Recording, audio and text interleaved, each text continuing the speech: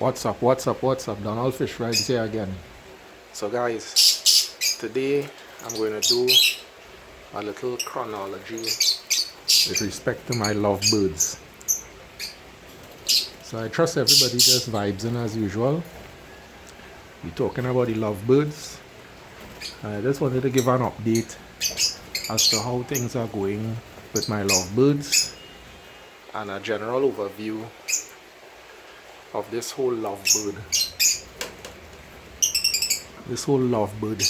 hobby that I'm into. So let's go. And I'm going to show you some of them in particular that I want to point out and highlight. So, as you know, my main focus really is my fishes. But one day, I went to the pet shop and I actually saw these lovebirds, always looking at them. And then I inquired from the owner of the pet shop, to tell me a little more about the prices of them, because there's many different kinds of lovebirds. Right, these lovebirds is mass face, and they make them out because they have a white circle around their eye, as you can see here. Right, all of them have a white circle around the eye, no matter the color, and that's the distinguishing features of them, apart from the body shape and stuff. Right, so just to give a little idea, and I didn't even realize this, it was all the way back in 2015 I actually got these lovebirds, or got into lovebirds, started rearing them. I didn't even realize it was so far back, to be honest. Essentially, what happened is I decided to have these lovebirds based on the pricing they were selling for, etc. I said, hey, this is a good opportunity. I could breed these. Of course, at that point, the owner of the pet shop figured, well, he don't know what he's going to do. I don't think they figured I was serious, because they look at me and say, well, he just joking, man. He not serious. But I decided, I'm going to do this because, why not? They were telling me how difficult it may be to breed them, how social these birds are, how complex they are. And trust me, every last word of what they said is true. These birds have a personality of their own, Having said that, these are some of the young ones I have here. So having said that, back in 2015 I got these birds. I can't remember exactly what month and that kind of thing, but one of the first pair I got was one that is called Peach Face. Now this yellow set here, right, that pair, that's a Peach Face. Let's see if I can get a better close up on them. Yeah, right. They are peach face lovebirds. Basic ones, red neck. These birds, I actually got these when I was checking my records, April of 2016. The first pair I actually got was a different set of colors. I got some of them in 2015. I can't remember the exact date. So it was actually April the 1st I got these first pair. But the first lovebirds that I actually got, and I'm going to try to find them here, is this one. This one. The first pair I bought was this guy here. He's a male, right? He's a male. See, he's looking at me. He wants to know why I'm putting the camera at him. As I tell you, they're very sociable. And I got a female with him. No, I got another one with him. Another one, I think it's this green one here. Right, in the middle there. Yes, him. And I know all of the birds. So trust me when I say that. Now, when I got them as a pair. And that's the next thing with these pet shops. They sell you these things. You ask for a pair, they sell you. They do some random tests. They feel around at the genital parts on the birds, and then they tell you, yeah, that's a pair. Having said that, it was not a pair, and I recognized that sometime after, when I started trying to decide, okay, I'm going to breed them. In all, I was looking back at everything. In all, I ended up buying about 16 lovebirds. But when I bought 16, there was a batch. So I bought 16 because what you try to do is you don't want to have, brothers and sisters. And that's what happened with that pair that I got in the Mars face. The first set that I showed you. They were actually two brothers. It was two male. And the guys told me it was a male and a female. And I eventually got them paired off. And let's see in the pairs. This one, the first one I showed you here. This one, clearly his lady is in this box here with his on top off. She actually was in this box here. But that's the next thing with lovebirds. I don't know if it's a status thing to have the highest box in the cage, but the pair of peach face, the yellow ones that I showed you earlier, they actually were in that box, but they actually don't breed anymore. So I took them out and I put them in my cage here. This big cage here is what I use for all the young ones. So they have more freedom to grow and fly about. I put them in there now because I have retired them. But essentially they paired off eventually. I had 16, and to date, in terms of breeding these birds, I've actually bred 120 lovebirds to date. Well, no, actually I've sold 120 lovebirds to date, and essentially I have 5 more for sale at this time. Right, and these 5 more is these 5 young ones here. Right, those are the last 5 available for sale. One is hiding there. Let me see if I can get him. Yeah, that green one there. So those are the 5 here. Exactly right. Those 5 are the last 5 I have for sale from this stock. As you can see, that's another breeding cage I have in the corner there with another pair. That pair was actually bred. If I try to remember the parents, I can't remember the parents, but they were homebred, and grew up here. This pair of lovebird on top of this box here, that's another pair that was homebred. They actually occupy this box down here, but of course they interact with each other, especially at this time.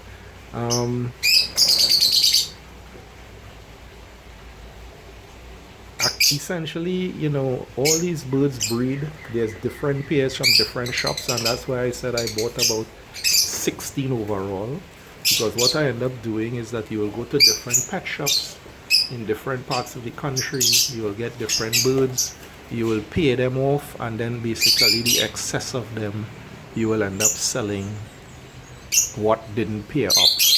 And going through that process all in the year 2016, I would have been able to get pairs that breed. Now my breeders, and I have let me see, 1, 2, 3. So this cage has 3 pairs of breeders. This cage has 4 pairs of breeders. 1, 2, 3. Yeah, 4 pairs of breeders in here. Is it 4? I have 2 in this box down here, 2 in this box up here, 2 in the next box there. Oh yes, and 1 pair occupy these 2 boxes. And that's what I tell you, these birds can be very dramatic. Sometimes you have a big fight in terms of which box they occupy, and some of them don't want to let the others in certain boxes, and they occupy the 2 boxes. But this bird, that pair particularly, breeds in those 2 boxes. So the truth is, and how I managed to do this recording here, this chronology today, is because I was saying to myself, how old are these birds, And that's when I realized that this bird, being one of the first ones that I had, that's the same yellow one I had showed you earlier. It's kind of dark. I'm not seeing too clearly. Okay, yes, this is him up here, right? He is actually, if it's early 2016 of January, let me see. Yeah, it's sometime in 2015 actually. No. This one I got the 1st of March. It was the peach face I got in 2015, the pair of peaches.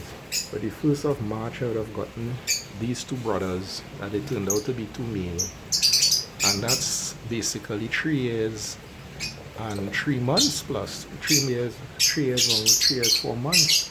And at the time I got them, they would have already probably had at least a year on them, or even 6 months. So it's no younger than 4 years. And I was asking someone the other day how long these birds live, and they told me about 2-3 years. But I have actually seen online where they said these birds could live for as long as 10 years, and I have had them for 4 years already. This pair here, the peach face, as I said, I got these in the 1st of April to be exact, of 2016. So again, these birds are 3 years and 3 years 2 months roughly. 3 years 3 months. And this particular pair, the male, that's the one with the red tail, right? Because you see one with tail that has some green and blue in it, that's the female. The male was already much older than the female. So if these birds, I have them for 3 years, I would add about a year and a half to the male, which would be 4.5, and the female probably a year, which would be 4. So they're already 4 to 4.5 year old birds. And I guess it could be more because, as I said, they retired. I don't try to breed them anymore. I noticed they had slowed down, but I keep them as maiden flag bearers. The first pair of peach face I got, after understanding them, I suspect those particular birds was not a pair also, and in particularly those birds were old, so they weren't breeding at all. Even if they were a pair, they just never bred, or they could have been brother sister, and why they didn't breed. But I ended up returning them to the pet shop and sold them back to the pet shop. So essentially, the next thing is these cages. So you see, I show you 3 cages. 1, 2, this big one here I bought essentially, and that's another breeding cage, and then there's a number of holding cages. And of course, this is in my back porch. Look at that,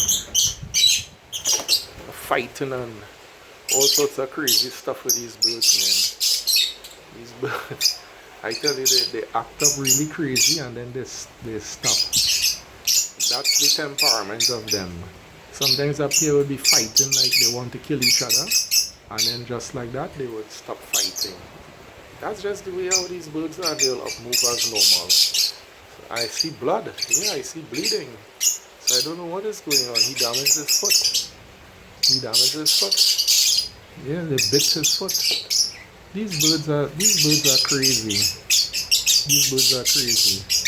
But you see, they go in there and investigate, and they threw me off though. I'm not sure what the hell is going on. I don't know what the hell is going on. But he's gonna deal with that situation there. But he's fighting, and then his foot is bleeding. I'm seeing blood on his feathers. I don't know what is that. I don't know what the hell is going on there. But he's flying around normally. So he's gonna take care of himself. See, he's going there for some water to drink, and he's washing his foot and stuff. So those birds normally take care of themselves. Yeah, so I will say I lost my train of thought with the cages. So, essentially these cages, this big cage here, it's about 6 or 7 foot wide and about 6 foot tall, 8 foot tall, a big cage. That's where I hold all the young ones. That cage actually is about 7500 PT. Yeah, that's about 1200 US. I got someone to build it for me. Probably charge me too much money, you know, but it allows me the ability to release all the birds and give them the kind of breathing space and flying space to get them active, etc. And between all the other cages, I have about say 12, 13, 14,000 dollars worth of cages. And after selling 120 birds today, and I have more, those 5 balance there, and then in the boxes, there's more birds in the boxes, young ones. So far, and I would treat these cages as disposable assets. Over 3 years, this big one for 1200 US was built earlier this year actually. So that might still have some depreciative costs to it, but having said that, I write them off as one-time expenses. I don't treat them like an asset at all. Yeah, I am basically about $3,000. I just have to sell $3,000 worth of birds again, and I would have paid off for everything, and every dollar after that is profit in the real sense. And you know, a lot of these costs, expenses was upfront costs. So with this being upfront cost, you know, and what I say that to say that with $3,000 after spending $12,000 in cages, the truth is, you don't even have to spend $12,000 in cages. You really don't. I mean, I just bought some nice cages from the pet shop, and then I got someone to customize a cage. You don't have to engage in that kind of expensive set of cage. And with that, you would have been, what, 12,000 in cage, 3,000 behind. That's what, $9,000 ahead, easily. Well, let's say you spent about $5,000 in cages. You would have been at least $4,000 ahead. Having said that, by we're in July now, by September, I would be ahead with the kind of cage and the expenses I put out there. And food is about $250, $300 for all these birds a month, because most of the food, and that's me spending food, buying premium food. I could go with even better quality food, which is fresh grass, fresh food, fresh seeds that grows all over the country. I could go cut those and give the birds and spend very little money with food for the birds. So, you know, there's never a dull moment with these birds. And while some of you watching might want to know what is all that excitement and drama with the bird and bleeding and all of that, this is him here. He's normal. He's there. As I said, he's washing off himself. He's going to take a bath. I don't know, it looked like one of the other birds grabbed onto his foot. I don't know, these birds are really crazy, man. They do that, but essentially, it amongst the north. As I said, they get into a real tussle, and then they boil down. There's nothing to it. So that's it. I mean, if I was to recommend this hobby to anyone, these birds are very nice, peaceful birds. Yeah, they can be a bit noisy, but easy to take care of, to be honest. I would recommend people engage in these birds as a hobby, and it will be profitable, and it does support the fish hobby, because when you spend all the expenses for the assets up front, everything else is cash coming in that I use to buy fish food, etc. So guys, that's it in a nutshell. I know this video went a bit long. I was all over the place.